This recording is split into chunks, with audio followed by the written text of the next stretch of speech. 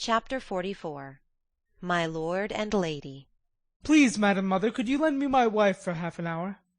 The luggage has come, and I've been making hay of Amy's Paris finery, trying to find some things I want, said Laurie, coming in the next day to find Mrs. Lawrence sitting in her mother's lap, as if being made the baby again. Certainly. Go, dear. I forgot that you have any home but this. And Mrs. March pressed the white hand that wore the wedding ring, as if asking pardon for her maternal covetousness.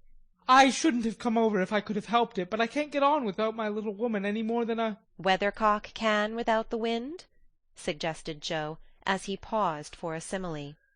Jo had grown quite her own saucy self again since Teddy came home. Exactly, for Amy keeps me pointing due west most of the time, with only an occasional whiffle round to the south, and I haven't had an easterly spell since I was married. Don't know anything about the north, but am altogether salubrious and balmy, hey, my lady?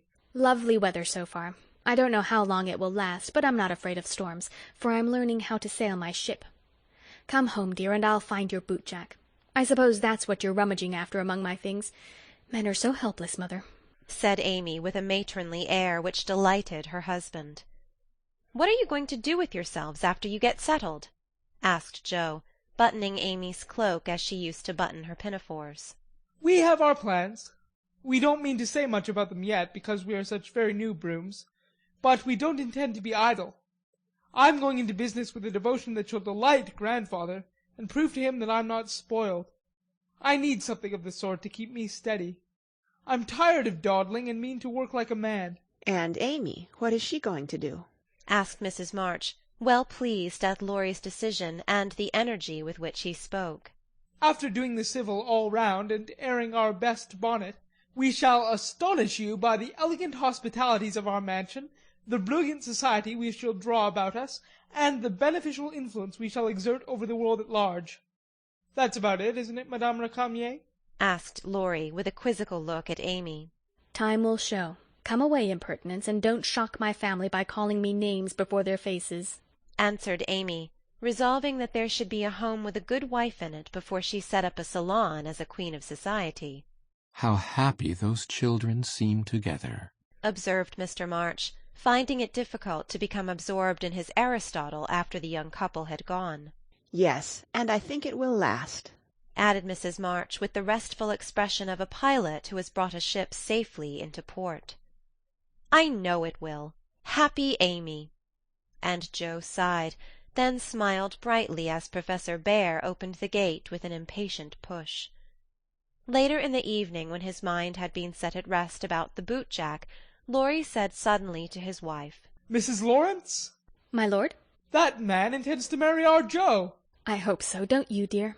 Well, my love, I consider him a trump in the fullest sense of that expressive word, but I do wish he was a little younger and a good deal richer. Now, Laurie, don't be too fastidious and worldly-minded. If they love one another, it doesn't matter a particle how old they are or how poor. Women never should marry for money. Amy caught herself up short as the words escaped her, and looked at her husband, who replied with malicious gravity, Certainly not, though you do hear charming girls say that they intend to do it sometimes. If my memory serves me, you once thought it your duty to make a rich match. That accounts, perhaps, for your marrying a good-for-nothing like me. Oh, my dearest boy, don't say that. I forgot how rich you were when I said yes. I'd have married you if you hadn't a penny, and I sometimes wish you were poor, that I might show how much I love you. And Amy, who was very dignified in public and very fond in private, gave convincing proofs of the truth of her words. You don't really think I'm such a mercenary creature as I'd tried to be once, do you? It would break my heart if you didn't believe that I'd gladly pull in the same boat with you, even if you had to get your living by rowing on the lake. Am I an idiot and a brute? How could I think so when you refused a richer man for me, and won't let me give you half I want to now, when I have the right? Girls do it every day, poor things, and are taught to think that it is their only salvation. But you had better lessons. And though I trembled for you at one time, I was not disappointed, for the daughter was true to the mother's teaching. I told Mamma so yesterday, and she looked as glad and grateful as if I'd given her a cheque for $1 million to be spent in charity. You are not listening to my moral remarks, Mrs. Lawrence. And Laurie paused, for Amy's eyes had an absent look, though fixed upon his face. Yes, I am. and admiring the mole in your chin at the same time. I don't wish to make you vain, but I must confess that I'm prouder of my handsome husband than of all his money. Don't laugh, but your nose is such a comfort to me." And Amy softly caressed the well-cut feature with artistic satisfaction. Laurie had received many compliments in his life, but never one that suited him better, as he plainly showed, though he did laugh at his wife's peculiar taste, while she said slowly, "May I ask you a question, dear?"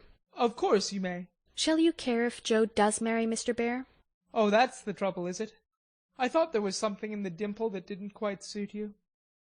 Not being a dog in the manger, but the happiest fellow alive, I assure you I can dance at Joe's wedding with a heart as light as my heels. Do you doubt it, my darling?" Amy looked up at him and was satisfied. Her little jealous fear vanished forever, and she thanked him with a face full of love and confidence. I wish we could do something for that capital old professor. Couldn't we invent a rich relation who shall obligingly die out there in Germany and leave him a tidy little fortune?" said Laurie, when they began to pace up and down the long drawing-room arm in arm, as they were fond of doing, in memory of the chateau garden. "Joe would find us out and spoil it all. She is very proud of him, just as he is, and said yesterday that she thought poverty was a beautiful thing." Bless her dear heart. She won't think so when she has a literary husband, and a dozen little professors and professorins to support. We won't interfere now, but watch our chance and do them a good turn in spite of themselves. I owe Joe for a part of my education, and she believes in people's paying their honest debts. So I'll get round her in that way. How delightful it is to be able to help others, isn't it? That was always one of my dreams, to have the power of giving freely, and thanks to you the dream has come true. Ah, we'll do quantities of good, won't we? There's one sort of poverty that I particularly like to help.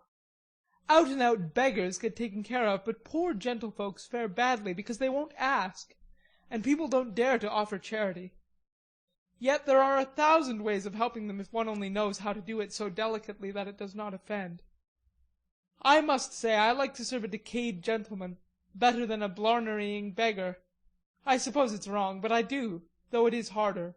Because it takes a gentleman to do it, added the other member of the Domestic Admiration Society. Thank you.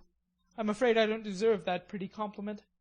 But I was going to say that while I was dawdling about abroad, I saw a good many talented young fellows making all sorts of sacrifices and enduring real hardships that they might realize their dreams. Splendid fellows, some of them, working like heroes, poor and friendless, but so full of courage, patience, and ambition that I was ashamed of myself, and longed to give them a right good lift. Those are people whom it's a satisfaction to help, for if they've got genius, it's an honor to be allowed to serve them, and not let it be lost or delayed for want of fuel to keep the pot boiling.